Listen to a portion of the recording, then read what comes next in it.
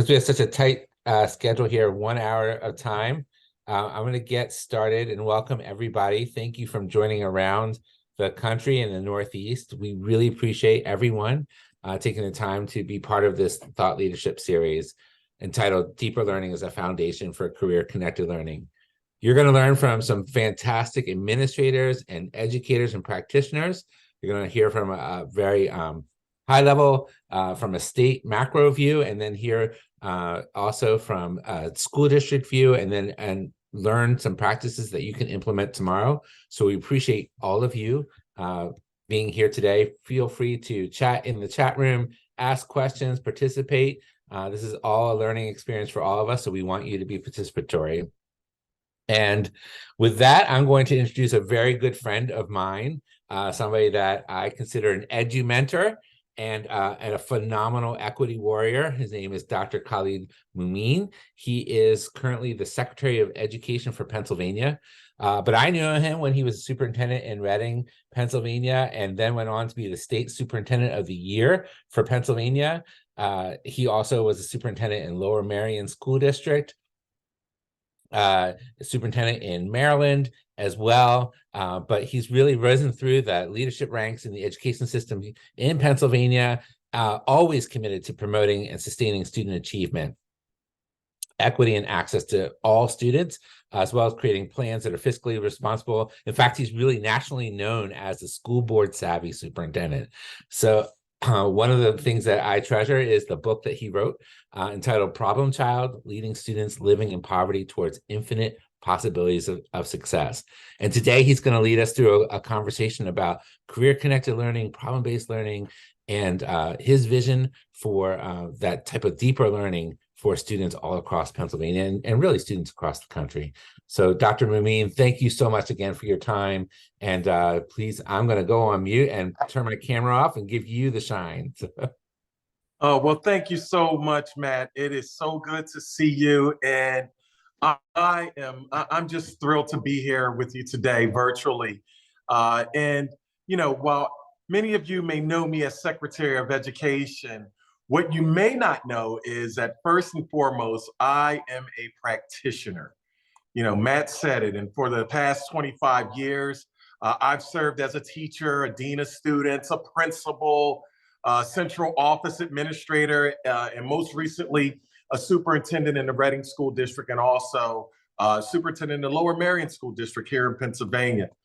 Prior to that, again, I was in Reading for 7 years, and I think it all captures, as I talk about these leadership experiences, it all goes back to being a lifelong educator. And by beginning my career at Scotland School for Veterans Children back in 1997, I was a secondary English teacher. But over the years, I've remained committed to promoting and sustaining student achievement, equity, and access to educational programs for all learners. Growing up in an underserved community in the city of Philadelphia, I know what it's like to face barriers to success. Fortunately, I was mentored and motivated by an outstanding teacher, and that teacher was Mr. Richard Smith, and he was my 10th grade English teacher at Alany High School. Mr. Smith delivered instruction with passion and purpose while always taking moments to connect his instruction with practical activities aligned with the students' learning. Because of his mentorship, I must say my studies thrived, and using project-based learning or learning by doing to prove that I had mastered the curriculum and content. I highlight this experience for you to explain how it has guided my thinking and practice as a teacher and administrator. I'm of a firm belief that students learn in different ways, and highly effective educators are the leaders in igniting learners' interest, passion, and focus on meeting high expectations in all educational settings. As Secretary of Education, I will remain committed to supporting education systems with resources and information, enabling them to provide instruction that is high quality, engaging, and aligned with the needs of the workforce of the future. I'm focused on ensuring that student, school, and community needs are reflected in the education systems the Department of Education serves. And as part of that vision, we must reimagine so that it aligns with workforce needs and not only provides today's learners with tomorrow's career opportunities, but prepares them for college, prepares them for a career or simply their next step. We want to provide all learners with infinite possibilities of success. Now, I have to speak from the vantage point of being here in the Commonwealth of Pennsylvania because I am very fortunate, and we are very fortunate that, Governor Josh Shapiro has charged us with redesigning our education system at all levels, from how we fund it to programming we provide to ensuring affordable post-secondary access. Here in Pennsylvania, we are currently experiencing a skills gap, and this may be indicative of many of the states that you're serving in now. But here's some data points for us. 53% of our jobs require skills training more than high school, but less than a 4-year degree. But only 42% of the workers are trained at this level. Fortunately, we are also working on ways to close this gap. Investments in PA Smart, collaboration with industry leaders on apprenticeships and pre-apprenticeships, our partnership with Remake Learning Days, and our newly formed Family and Community Engagement Office. Those are all levers we can pull to achieve our vision. And when you think of this within those frameworks, it's critical that we recognize the unique needs, the learning styles, the backgrounds, and the demographics of Pennsylvania's learners. Each of our 67 counties is different from the next. And our college and career readiness efforts look a little different depending on where you are located here in the Commonwealth. We have a vibrant, diverse system of post-secondary education that can serve students from all walks of life, from our dual enrollment programs and community colleges to our public and independent universities. There's something here for everyone. Now, our industry partnerships bridge the gap to provide opportunities for learners who don't think college is the right fit for them. Now, as we talk about that, remember, we are talking about reimagining education as a whole. It's not simply college or bust. And our adult education programs help students who are re-engaging in learning at all levels. Providing students with the tools and skills they need to be college and career ready is critical. It's a critical path to meaningful family sustaining careers in high demand fields like healthcare, STEM, and information technology, as well as fields like the field that we're sitting in now, education and construction and journalism. We are working to expand career pathways that support multiple exit and re-entry opportunities, creating a runway for learners to enter the workforce where it best fits them. Because at the end of the day, we know that to best serve students, we need to meet them where they are. We need to offer them programs and learning opportunities that will fit into their needs, their interests, and ultimately their lives. The future of public education is at a critical moment, and I stand ready to lead our agency with fidelity as we approach today's challenges in an innovative and collaborative way. By working with education partners and thought leaders, we will reestablish Pennsylvania as the epicenter for educator development and close our critical workforce gaps. Succinctly, I just want to thank you for your engagement and participation today. You have the purpose and passion to help serve our students, communities, and workforce. Education is not something that happens in a vacuum. You have to have professionals that are highly motivated, that have that head and heart alignment to be able to do this work for all learners. And again, I thank you. I thank you for your hard work, and stay the course. Godspeed to a great school year. And of course, a great career in this work, because it's not simply a job. This is a vocation. It is a calling. And so, Matt, I'm happy to open it up for any questions that you may have while we have time. I want to be sensitive to our time. Well, thank you for that inspiration, Dr. Mumin. And we'll monitor the chat here for questions. You had mentioned earlier that one of the formative experiences you had was from your when you were a student and you were faced with given problem-based learning to show that mastery. Can you talk about maybe some examples of what you're seeing in Pennsylvania with project-based learning or that career-connected learning in some of the districts that you've been around and seen, so that maybe some of these practitioners can say, oh yeah, that's a cool idea, I might like to do that? Absolutely.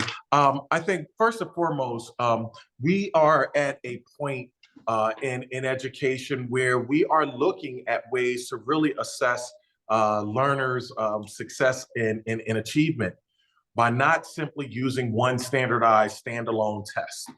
So project-based learning is it's almost like that gateway that allows for students to demonstrate their learning by doing it. I'll use an old term, the constructivist view of learning. We're seeing this happen throughout our schools here in the Commonwealth, but most importantly, where we're seeing these models of excellence, they happen to be in our CTCs or career tech centers, where you're using those hands-on skills and those tangibles, and those opportunities are like direct nexuses into the workforce. So our business partners have been working closely with our CTCs to be able to, because they're waiting, they stand ready, waiting for our graduates after 12th grade to be able to employ them. But right now, what we're seeing that there has been a lot of energy with the philanthropists and the businesses investing in the children in earlier ages and having them as interns while they're in high school, which leads directly to the workforce. And that project-based learning is really the key to the opportunity, not simply a standalone assessment. Oh, thank you for that. And I love that connection to the business and the internships. You know, at Define Learning, we've been incorporating into our platform, which is all around project-based learning, the opportunity to have virtual internships. So that key in on those internships. Thank you for leading that charge in Pennsylvania. That's fantastic. I just monitoring the chat here for some more questions that I could pull out real quick. So if you see me bending over, that's why. I'm not seeing any other questions just yet, just more like kudos. So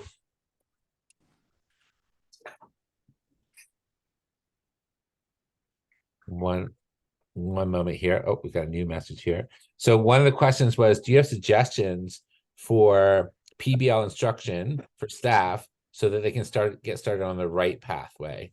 So do you have suggestions for PBL instruction for staff so we can get started on the right pathway? Yeah, but, and to be very simplistic, it's first an intrinsic belief that PBL is the right course in regards to reimagining. In regards to being an educator, and we know this, and I can't see everyone on the screen, but I know I am not speaking to the choir on this, is that the professional learning opportunities that we are able to grasp or take advantage of, they're really our responsibility. So first and foremost, it's being able to articulate, communicate, and able to operate within the frameworks of PBL. One, that's going to establish that confidence level, because it is a reimagination of how we look at education traditionally. Secondly, most school systems are moving in the direction of PBL, project-based learning. So you want to make sure that you're working as a team, lockstep, working as a team, making sure that this is not, you don't feel that this is one of these initiatives that is a fly-by-night occurrence. PBL, again, you just have to look at the numbers, and I stated a few in regards to the Commonwealth of Pennsylvania. It's clear we have to better prepare our learners to align with the workforce needs of the now and the future, period. There's a workforce shortage, and of course we experience it from the teacher shortage and administrative shortage vantage points. But we have to be able to adopt and believe in PBL as it aligns. There's a direct nexus to workforce development. So again, succinctly, it has to be intrinsic. There has to be buy-in. There has to be leadership and professional development. Instill that confidence, and then let's go out and do it. Yeah. Another great question in the chat, more at the higher level from the federal government. So we're talking about PBL also as a way of assessment. The question was, do you think the federal government will change to place less emphasis on standardized testing under ESSA? Well, and this is recorded, so feel free however you want to answer that question, Dr. Mumin. I'm only going to speak to the facts, Matt. So currently, I believe as of yesterday, Secretary Cardona released an article in regards to standardized testing and how standardized testing, when we reimagine the future of education, a standalone standardized test cannot be the end all be all to be able to demonstrate what students can do, student success. So from the federal level, he has, Secretary Cardona has talked about creating pilots for school systems to be able to engage in the work of reimagining the assessment. Also, there are ways and areas where, you'll have districts and there'll be a limited number of districts who will be accepted for a pilot. But then there are ways within ESSER that states have the autonomy to adjust how they assess the learners in their schools. So looking at it from a federal perspective, I think that, Secretary Cardona just mentioned this yesterday. I believe that that within our profession, we're looking at, we need more examples of what student success is. I think we are coming to a point where we have run the course that a standalone assessment is the end all be all, and the door is open from the federal level for states to be able to create assessments that maps onto the needs of the learners, and being able to demonstrate those skills necessary, as we've been saying here in Pennsylvania, that there has to be return on investment. We want a graduate to be able to step out of the doors of their school district and have options, whether that's a workforce option or a college or career option, or an extended skills option to engage into career opportunities. But again, I believe the door is open for districts to be able to really display some of that flexibility in regards to changing the assessments. Awesome, thank you. One more question and a comment from the same person. So when you're thinking about PBL, or when you're referencing PBL today, were you thinking of teachings from Buck Institute at the gold standard, or what frameworks, were you thinking of a certain framework provider around PBL? No, you broke up. Did I cut out? Okay, so hopefully you can hear me now. I'm speaking closer to my speaker, my mic. So when you were mentioning PBL previously, were you thinking or referring to a certain PBL framework, like the gold standard from Buck Institute, or another, or just PBL sort of in a global sense?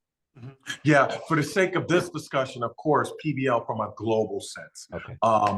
Especially when looking at the work within this agency here at the Pennsylvania Department of Education.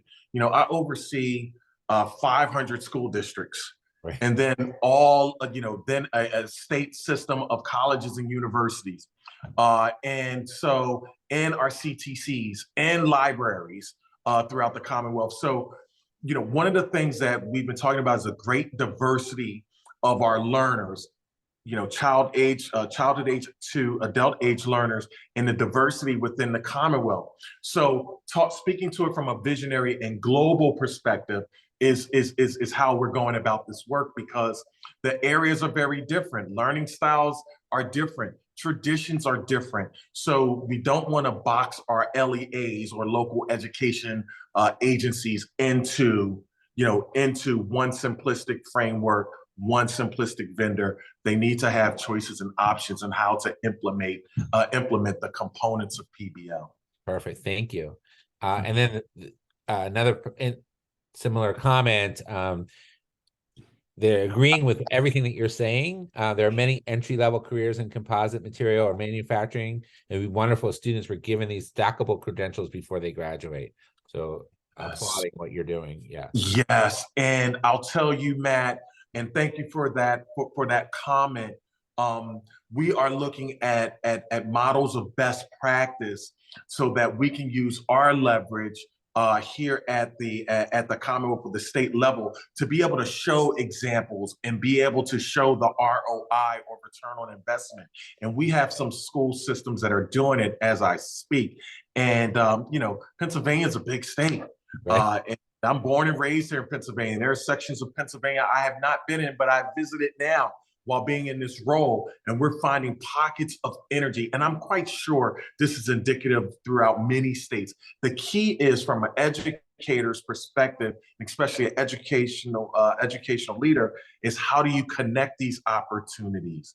Connect them where you can draw lines throughout the state of opportunities and not simply have places of great opportunity and then places of what I would say are deserts with no opportunity. So it's trying to balance it out for the entire Commonwealth is the challenge.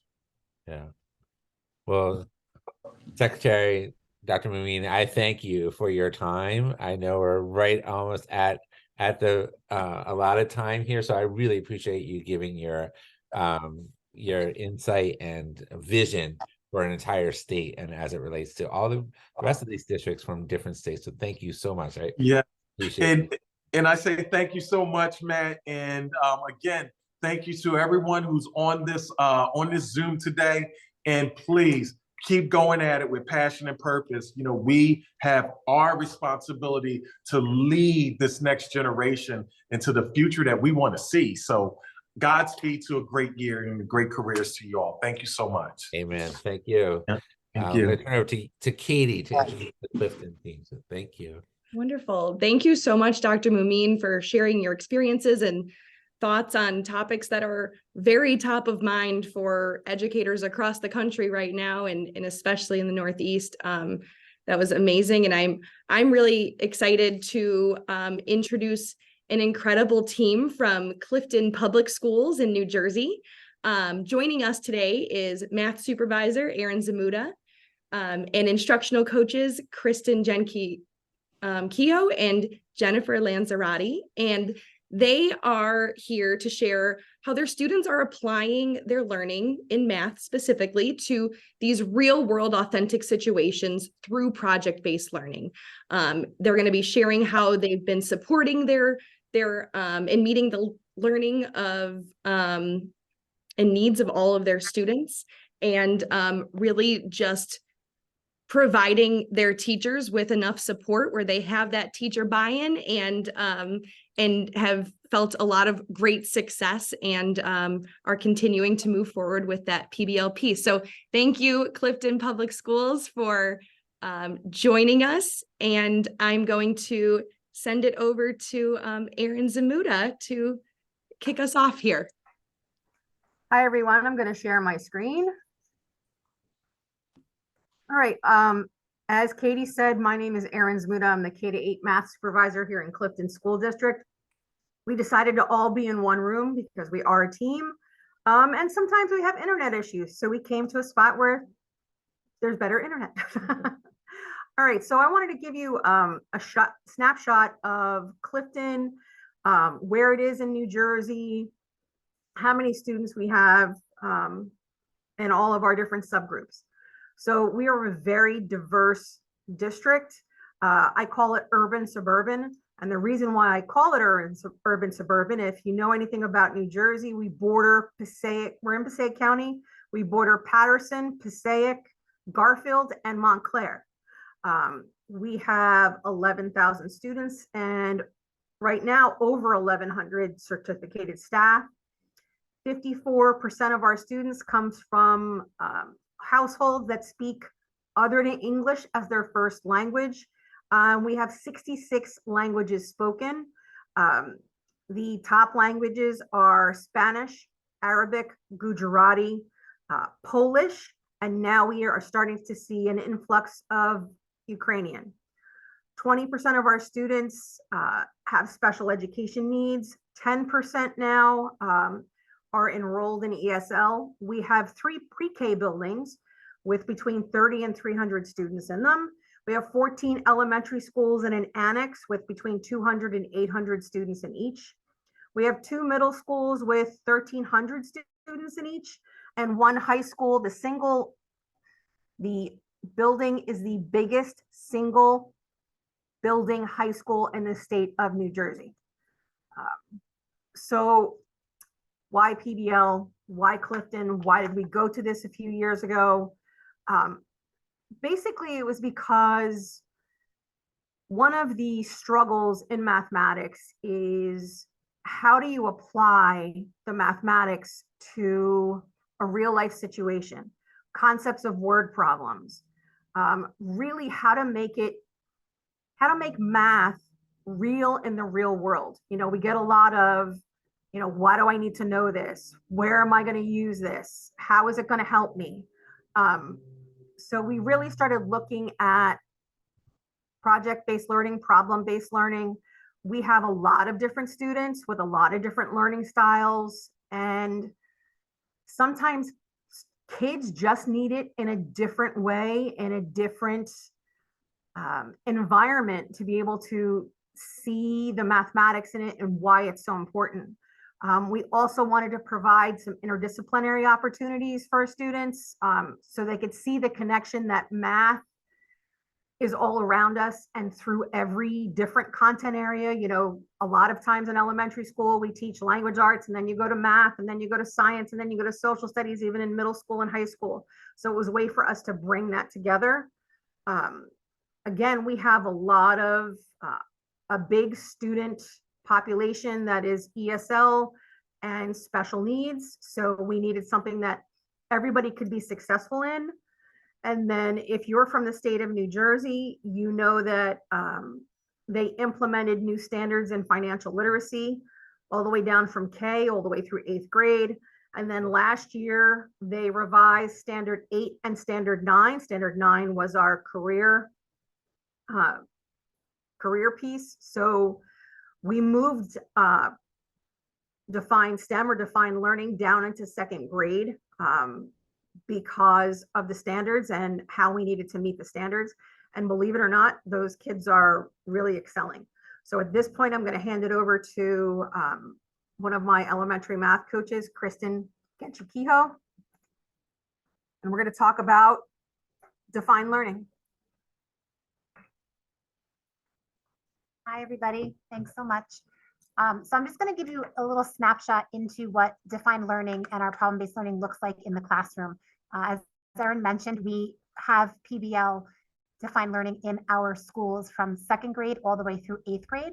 So I thought it would be great to share some, kind of take you inside and see what this looks like and what some feedback has been from our teachers and students that are using the problem-based learning in their classrooms. So we've used it for quite a while now, and we have some really popular projects that the teachers and the students tend to gravitate towards. Because our population is so diverse, our student interests are so diverse, and being able to provide our students with the opportunity to really work on a project that meets their needs, but also is of interest to them is fantastic. So the kids really get excited, they make it their own, they take ownership of it, and they really, you know, immerse themselves fully in this whole process of these different projects that kind of take them from, you know, every aspect of career readiness, whether it be entrepreneurship and designing and using math skills, but also taking it into that STEM, pulling in science and technology, and even art as well. So some popular projects, we have a backpack designer where the students actually have to take on the role of creating and designing a unique backpack and coming up with what features they're going to utilize for their backpack, and then marketing it and, you know, coming up with a plan to be able to sell it as well. We have a food truck entrepreneur project. Food trucks are so popular nowadays, the kids get so excited. So one of the projects that's really kind of become popular for our students is where they get to actually create their own food truck. They come up with a business plan. They decide things like not only the name of their food truck, but what kind of food they're going to sell, the nutritional value of it, the creative piece as far as laying out the design of the truck, the marketing. So you see it really kind of emerges them in so many different aspects of this problem-based learning. We have a lemonade stand project where the kids actually take their, have a practical application of their multiplication and subtraction, and they're going to run their own lemonade stand, and what profit, how much are they going to sell their lemonade for? What's the profit going to be? How are they going to market it? Are they going to, sell it for different prices depending on when they're selling it and where they're selling it? So again, just really different opportunities for kids in various grade levels from 2 all the way through 8 to really kind of make something their own and immerse themselves in something that they are interested in. We have a carnival game designer project too, where the kids get to create and test and make sure that things are consistent and fair across the board. So to be able to see the students engage not only in like the abstract idea of what is this going to look like, but then actually the hands-on piece where they get to create and build and make it their own, and then present it to their classmates and really show off just the beauty of the ownership they've taken in all of these projects. So the feedback from the teachers has been absolutely incredible. As an instructional coach, I get to be in the classrooms an awful lot, and I get to work with the teachers very closely and see the students engage in these type of activities and learning experiences. And the teachers have really gravitated towards it because they see the beauty of it. They see the benefit of it for their students in their classrooms, and they really embrace the fact that it is meeting the needs of so many learners because we're at so many different levels. So the teachers love the fact that everything is easily accessible for them, that everything is at their fingertips. They're able to customize projects and have this wealth of a library of different projects that they can actually pull from based on what they know the needs of their students are and what the interests of their students are. So it's providing our students with voice and choice that they really, really enjoy. And again, just some pictures of actual projects that our students in Clifton have created in the last year or so. The creativity and the curiosity that we've seen in our students when they engage in these problem-based learning activities is just fantastic. And you're just seeing some quotes from some teachers, both middle school and elementary teachers, where they really have seen the value of this problem-based learning and really embraced the implementation of defined learning in their classroom with their students to be able to meet the needs of their students across the board.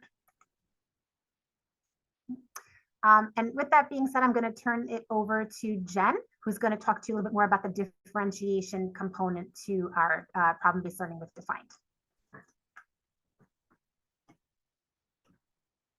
Hi, how are you? I'd like to take this opportunity to speak about how we use Defined STEM for all of our different learners in Clifton. We are able to use the program to modify and customize the program so that it meets all the students' needs. I worked as an inclusion teacher in class support for 23 years, and being in the classroom, you could see how every student benefits from the ability to customize it. And Defined STEM makes it so accessible just by going through the program. So if I click this and it works. It's me. Okay. Okay. Hold on. Sorry. I just realized I'm like, it's.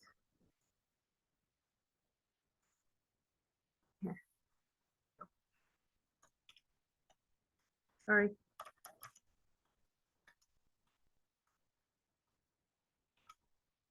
I need my phone. We have to do our dual verification so that we're protected. Thank you.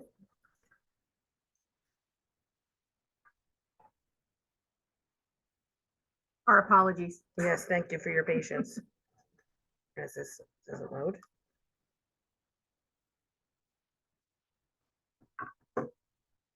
Thanks. Thank you. Okay, there it is. And we're back. Thank you very much. So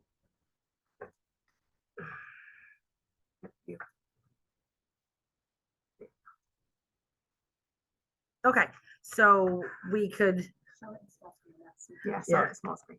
sorry. So yeah, we'll leave it like this. I'm so sorry. Thank you very much for your patience and understanding. So this is an example of the 5th grade defined STEM project. One of them was zero gravity, where they had to live on Mars and what they were going to do and how they're going to bring their food and transport it. And the students were able to plan out a diet of what they were going to bring and do all the math behind that. They also have to figure out the menu base and how they would be able to get things back and forth from Earth to Mars. Also down here, this is another example of the 8th grade defined STEM. And they had to create a class trip. Not a class trip, I'm sorry. They had to create a trip that went from one side of the country to the other. They had to pick 3 different stops. And at those stops, they have to figure out the travel distance and the time that it took there, the gas prices, the car, the renting of the car, the whole budget for a family of 4 to travel. So a general education student without any modifications would be responsible for a lot of this on their own or with one partner. To modify it, it was easy to do with defined STEM, that they could change it so that the students can work together. A lot of the slides are provided for them so they can do fill-ins with formulas so they can make it more accessible and they could meet their needs as learners. Then they had to visit 3 different places while they were on the trip, and they had to do research about those 3 different places. And then this is what it would look like as if a student from general education would do it. And they were given, I said that, the templates. I'm sorry, I'm a little That's okay. annoyed with this, but the technology part. And the templates are provided. And what really it is, it makes it so much easier for the inclusion students, because not all of us learn the same. And you could, teachers have the ability to go into Define STEM to customize it. Also, they have the ability not to just look at their grade level. They can go from either a lower grade level, or sometimes you have to differentiate up a little bit higher, because sometimes students excel at this, and you could pick a different project that would aim, and you can assign different assignments. Okay, and the gas prices, we did all that. And I think that's basically, yes, and this is the modified slide. So you would give this to the students ahead of time so that they'd be able to keep track, and they'd be able to fill in things so that they had their template and their stencils to remain on track. All right. If you have any, yep, and yep, we can throw it right back. Sorry. So that's okay. So one of the other things I wanted to mention is Jenna's our special education coach. She did teach inclusion. We also use this for resource classes and some of our self-contained classes as well. Again, modifying it for the needs of the students, and as far down or up as the teacher wanted to go. There are different tasks and different things, as you saw, for students to do. So it's really easy for a teacher to go in and modify those different tasks for their students based on those student needs and IEPs. ESL classes also use these. We call them port of entry here. Those are the students who are just coming into the country.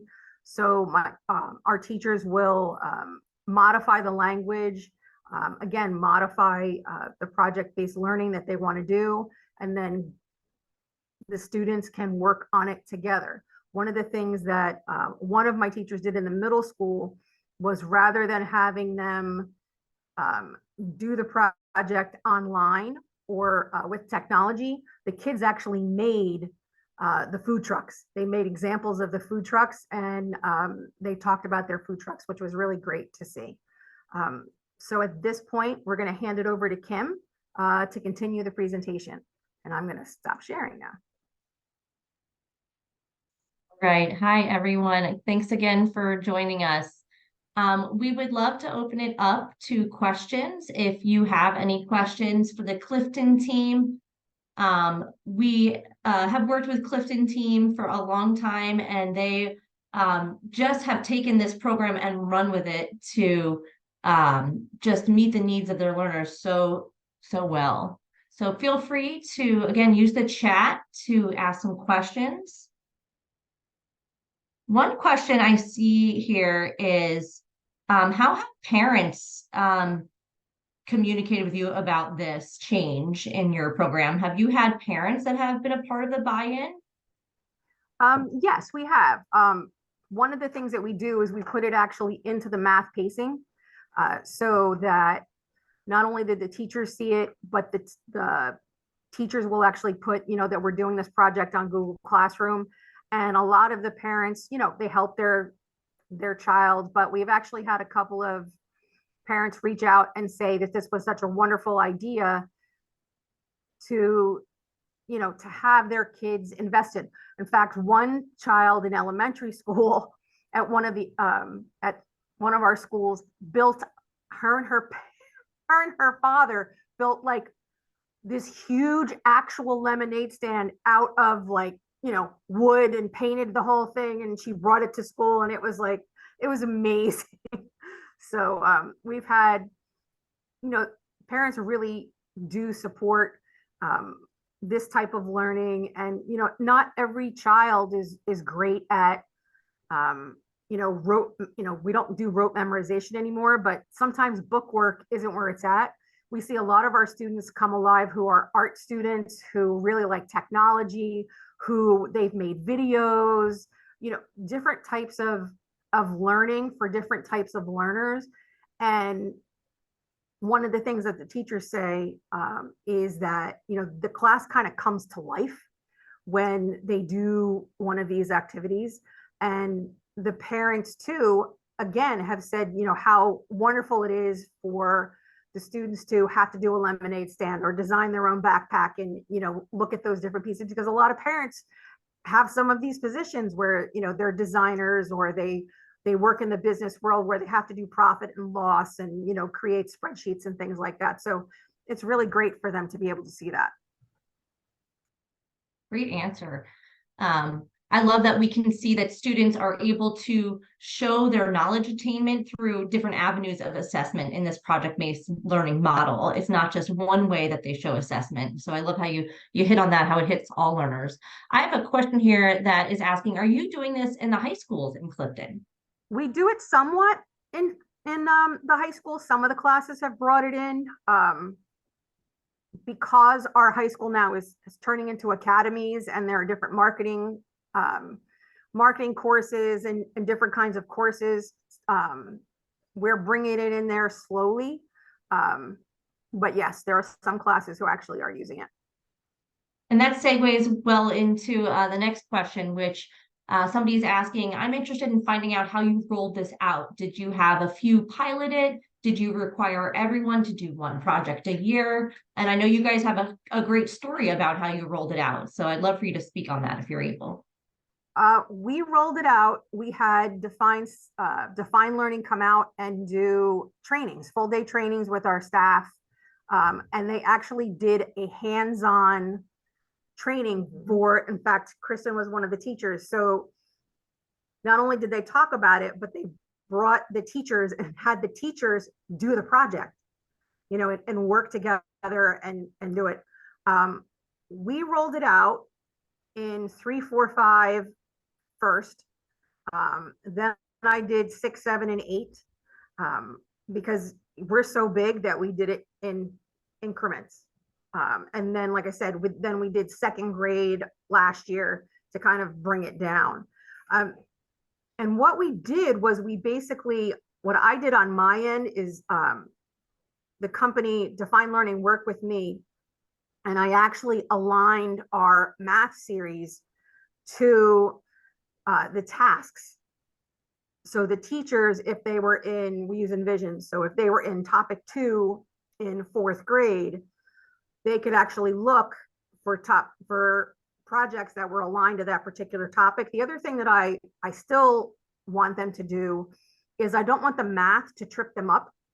So if you're a 7th grade classroom and you want to do a defined STEM project, you can actually go down into 6th, find something that you like that has that learning already in there that they should have mastered, and then kinds of brings it to 7th grade. And we've done that a lot. We started out slow. So at the first year, I just wanted them to get their feet wet. I wanted them to give it a try.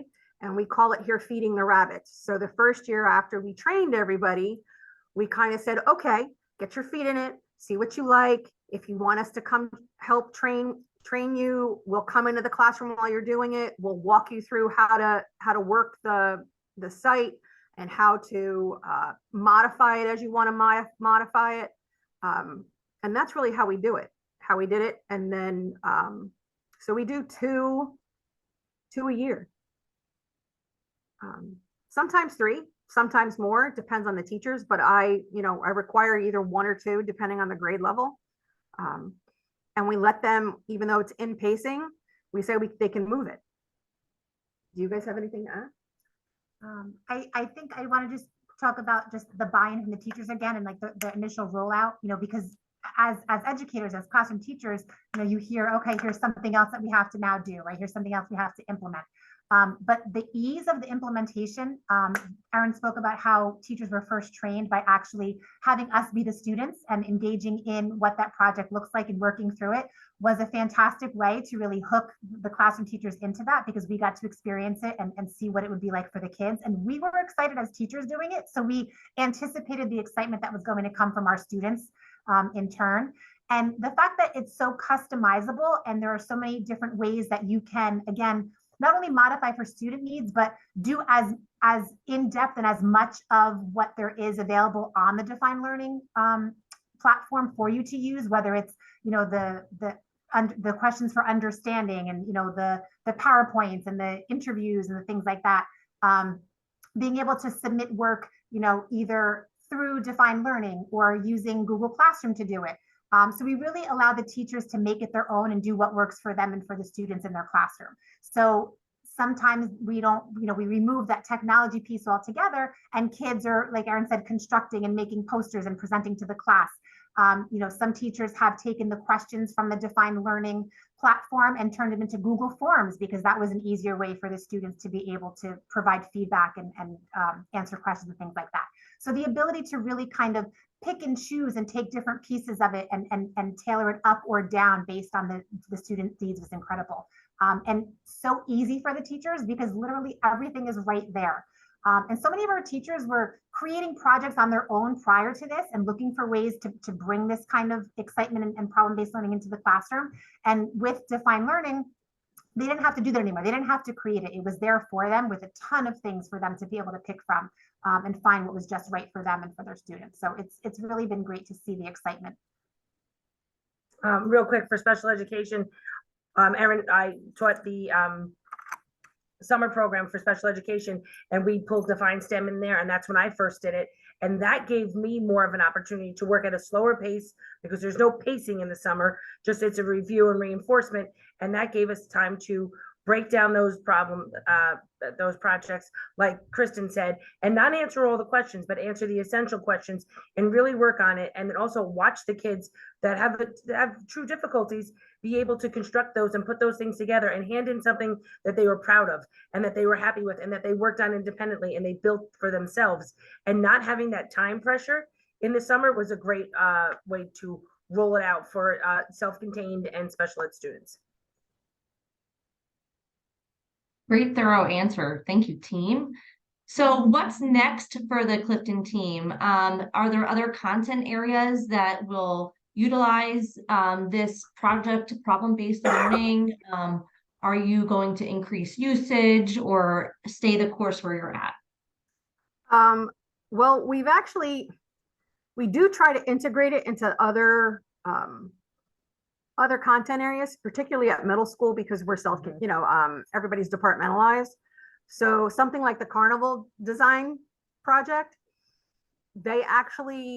the teams, because we're in teams in the middle school. So the language arts, social studies, science, and math teachers actually coordinated, and they did those carnival projects as a team. And then a couple of years ago, they actually last year, they got the cafeteria and they had the whole team go down and all of the kids go down and they all played the games together in the cafeteria. So that was really, really cool to see. And then in middle school, one time we did the aquarium, and the math classes designed the aquarium and how they were going to keep the aquarium and build it. And then the science classes They had to figure out which fish could live together and the ecosystem and how that would all work. And they worked on that together for the math and the science classes. Elementary is a little different, obviously, because they teach all the subjects. So one of the things that we gave them license to do, because sometimes teachers are very black and white, is say, you know, if the project has a letter in it or a brochure in it, that counts for language arts. You could do that, you know, don't just take your hour of math time or your 80 minutes of math time and that's all that the project is. You can do it for a number of days, for a number of, you know, however many hours you want, but then the different projects within, you know, the backpack design or the lemonade stand or the ice cream truck can be counted in those different content areas to kind of broaden it out for them. Great. Any other questions for our Clifton team?